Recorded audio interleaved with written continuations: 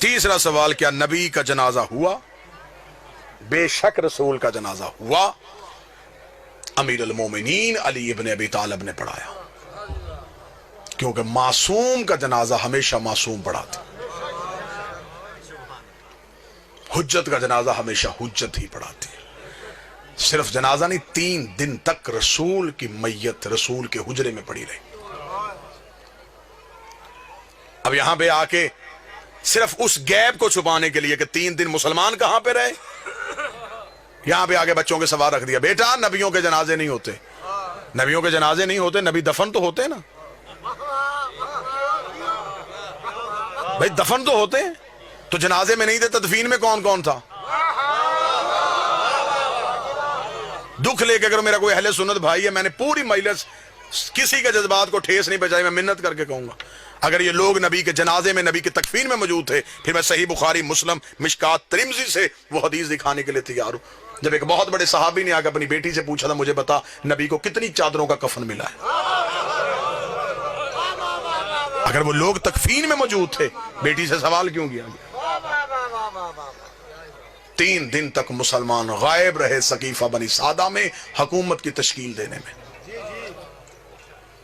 لوگ حکومت کی تشکیل دیتے رہے، اور 30 دن کے بعد مولا امیر المومنین گئے، احتجاج تبرسی میں حوالہ، 30 دن مولا امیر المومنین گئے، مولا نے جا کے سقیفہ میں اپنے نیزے کو گاڑا ہے، نیزے کو گاڑ کے مولا نے فرمایا تم نبی کے جنازے پہ کیوں نہیں آئے؟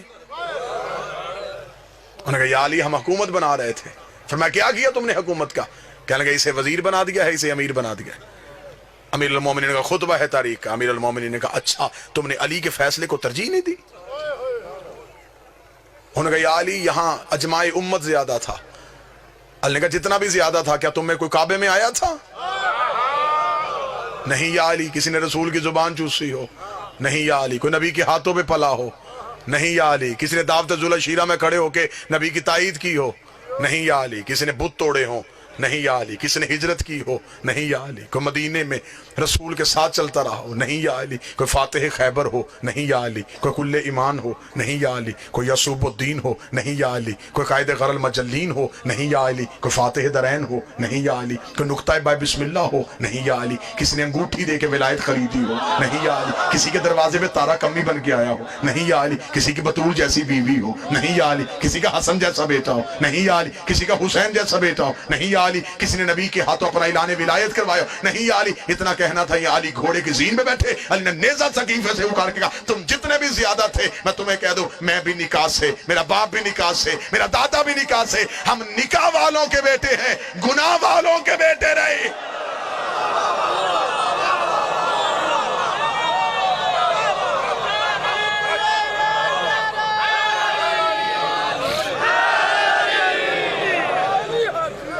آپ جس کی چاہیں ہم عزت کرنے کے تیار ہیں، دکھ ہے، تکلیف ہے، پڑھا لکھا دور ہے، مجھے تکلیف ہوتی ہے، بندے کہتے جی شیعہ فلاں کی عزت نہیں کرتے، فلاں کی عزت نہیں کرتے، بھرے مجمع میں چیلنج کر رہا ہوں، ابھی اسی وقت چیلنج کر رہا ہوں، یہ نہیں کہ میں جب کبھی دوبارہ ہوں، نہ ابھی سودا نقد کر لیتے۔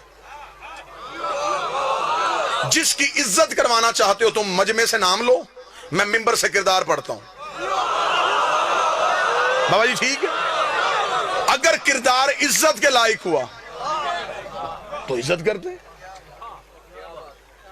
یہ تو غلط بات ہے کہ آپ اپنی کتابیں بھی نہ پڑھیں۔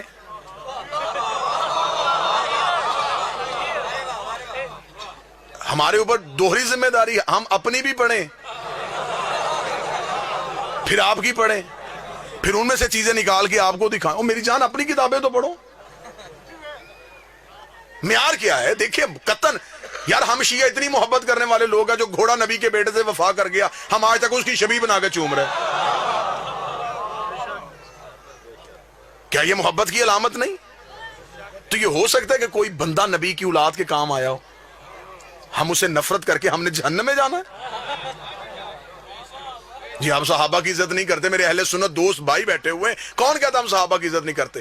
حضرت بلال کی عزت نہیں کرتے، ہم حضرت سلمان کی عزت نہیں کرتے، ہم عمار کی بات نہیں کرتے، ہم حذیفہ کا ذکر نہیں کرتے، کیا یہ صحابی نہیں؟ پھر ہم اعتراض کرتے کہ آپ ان صحابیوں کی بات کیوں نہیں کرتے؟ اب مجبوری پتہ ہے کیونکہ ان کی ہر بات میں علی کی بات ہے، معیار کیا ہے صحابیت کا؟ معیار کیا ہے؟ نبی کے پاس بیٹھنا صحابیت ہے. پھر اگر نبی کے پاس بیٹھنا صحابیت ہے تو پھر تو ابو لہب بھی بیٹھتا تھا. میں باتیں تلخ تو نہیں کر رہا.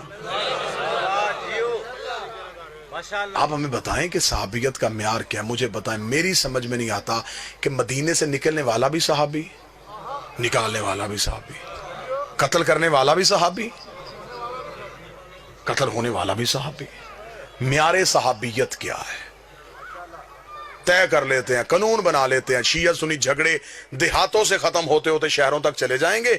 یہاں سے یہاں تم بل پاس کرو, پارلیمنٹ ہاؤس تک بل پاس کروا لو. ہم شیعہ سب سے پہلے دستخط کرنے کے لیے تیار ہیں. ہم سے قرآن کے حاشیے پہ دستخط کروا دو, ہم لکھنے کے لیے تیار ہیں. جو بھی مسلمان کلمہ نبی کا پڑھے گا, کسی صحابی کو برا کہے گا, وہ کافر, وہ جہنمی, وہ مرتد, اسے پھانسی, اسے سزائے موت. جو صحابی کو برا کہے اسے ملعون سمجھا جائے گا, جو صحابی کو برا سمجھے اسے جہنمی کہا جائے گا. اگلا قانون بھی تمہیں ماننا پڑے گا, جو برے کو صحابی کہے اسے بھی ملعون کہنا پڑے گا.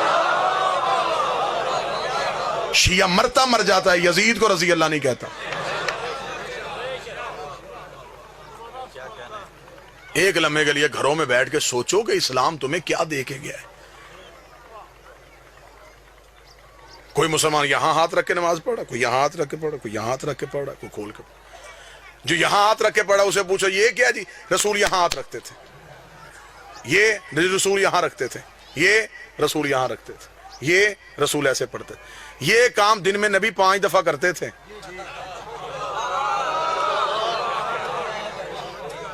اور امت ابھی تک یہ طے نہیں کر سکی کیسے کرتے تھے.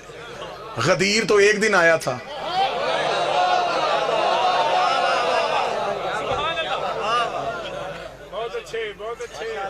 آؤ زدے چھوڑو, بحثیں چھوڑو, آل محمد کے دروازے پہ آؤ. ان سے بڑا کائنات کا بادشاہ کوئی نہیں ہے. نبی کے بعد وسیلہ یہ ہے, نبی کے بعد ہدایت کا سارا سلسلہ ان کے پاس ہے. کہتے جی نہیں, رسول کے جنازہ, نبیوں کا جنازہ نہیں ہوتا. چل نبیوں کا جنازہ نہیں ہوتا, چند دن گزرنے کے بعد اس نبی کے گھر سے دوسرا جنازہ اٹھا, وہ نبی کی بیٹی کا جنازہ تھا. 75 یا 90 دن کی روایت ملتی ہے, یا 75 دن زندہ رہی یا 90 دن زندہ رہی. بیٹی رسول کی عمر مبارک کتنی تھی؟ جتنی کربلا میں حسین کے اکبر کی عمر تھی. یہ عمر تھی میری شہزادی کی جب دنیا کے دکھوں سے کنارہ کر کے گئی ہے محمد کی بیٹی. چل مسلمان نبی کے جنازے پہ نہیں آ سکے, رکھ مولوی کے سر پہ قرآن, مجلس سے جائے کلمہ نبی کا پڑھتا ہے. تجھے رسول کی عزت کی میں قسم دے رہا ہوں, کلمہ نبی کا پڑھتا ہے. جا کے ریسرچ کرنی شروع کر دے, مولوی کے دروازے کھٹکھٹا. نہیں آئے تھے مسلمان نبی کے جنازے پہ, بتا زہرا کے جنازے پہ کتنے مسلمان.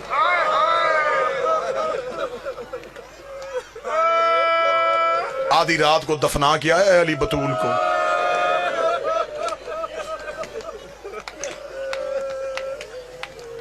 اب ہم کیا کریں, ہم درد پڑھیں گے, مر جائیں گے. شیعہ ساری رات علی زہرا کی قبر پہ بیٹھ کے قرآن پڑھتے تھے. تلوار نکالی ہوتی تھی, ایک ہاتھ میں قرآن ہوتا, ایک ہاتھ میں تلوار ہوتی. ایک دن حسین نے جا کے کہا بابا میری ماں کو تلاوتوں کی محتاج ہے.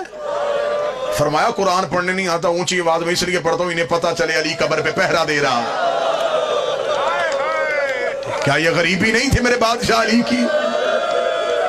بچپن کا حسین بابے کے قدموں پہ گر گیا, رو کے کہتا بابا اب تو میری ماں نہیں روتی, اب تو میری ماں جگیر نہیں مانگتی, اب میری ماں کو کیا ڈر ہے. فرمایا جو آگ لے کے دروازے پہ آ گئے, کہیں بیل چلے کے زہرا کی قبر پہ نہ آ جائے.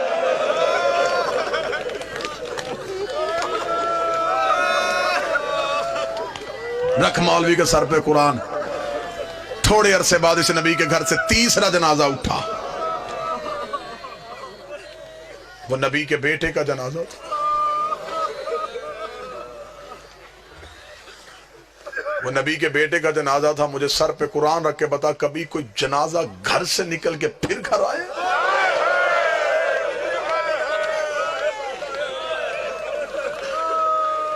یہ پہلا جنازہ ہے کائنات کا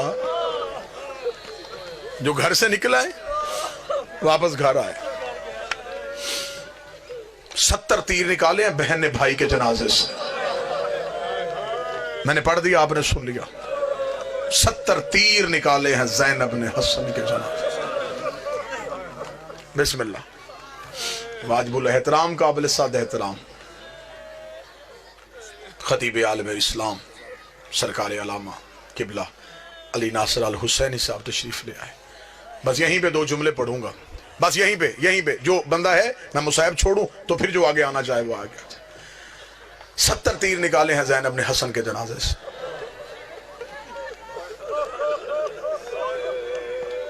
حسین نے اکبر کے جگر سے ایک برچھی نکالی تھی. جس نے سینے پہ ہاتھ نہیں مارا اس نے اپنے آپ کو امیر سمجھا.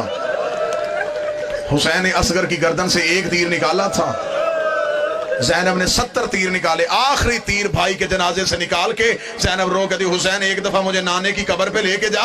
فرمایا کیا پوچھنا چاہتی ہے؟ فرمایا جا کے نانے کی قبر سے جا کے پوچھو نانا تو کہا کرتا تھا حسن میرا امیر بیٹا ہے، حسین میرا غریب بیٹا ہے. میں نانے کو بتاؤں گھر آ کے اپنے امیر کا جنازہ دیکھ، پھر مجھے بتا تیرا امیر ایسا ہے تو تیرا غریب کیسا ہو.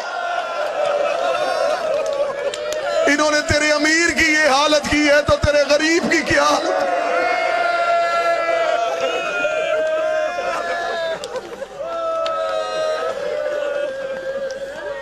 4 جنازے میں نے پڑھ دیے. سر پہ قرآن رکھ کے بتا 5واں تو امت نے اٹھانے ہی نہیں دیا. 3 دن نہ کفن،